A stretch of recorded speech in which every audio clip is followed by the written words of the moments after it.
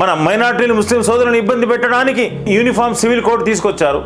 అదే మన మొత్తం మైనార్టీ సోదరులకు తెలుసు. ఇది అనవసరంగా మన మీద రుద్దడానికే. దీనివల్ల ఎన్నో ఇబ్బందులు వస్తాయి. దీనివల్ల మైనార్టీల యొక్క మన ఎన్నో ప్రాబ్లమ్స్ వస్తాయని తెలుసుకున్నారు మన జగనన్న.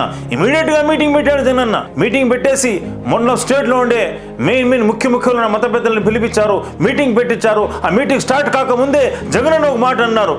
మేమేదో మత పెద్దలు, నేను కూడా ఉన్నాను, ఏదో మేము మాట్లాడుతుంటే మీరు ఆగండి అని చెప్పి హిందీలో ఉర్దూలో మాట్లాడుతున్నాడు.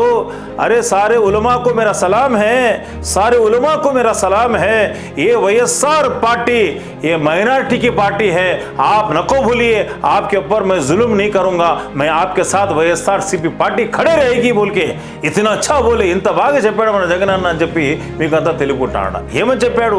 ఈ యొక్క వైఎస్ఆర్సీపీ పార్టీ మైనారిటీ పార్టీ, మీరేం చింతించకండి, మీకు నష్టం జరిగితే నాకు నష్టం జరుగుతుందని చెప్పిన ఏకైక నాయకుడు మన జగనన్న కాదా అని చెప్పి మీకు అంతా తెలుపుకుంటా ఉంటాం.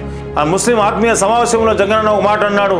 మా నాన్న ఒక అడుగు ముందుకేస్తే నేను 2 అడుగులు ముందుకేస్తానని చెప్పిన ఏకైక నాయకుడు ముస్లిం పచ్చపాతి ఎవరంటే అది జగనన్న అని చెప్పి మీకు అంతా తెలుపుకుంటున్నాడు.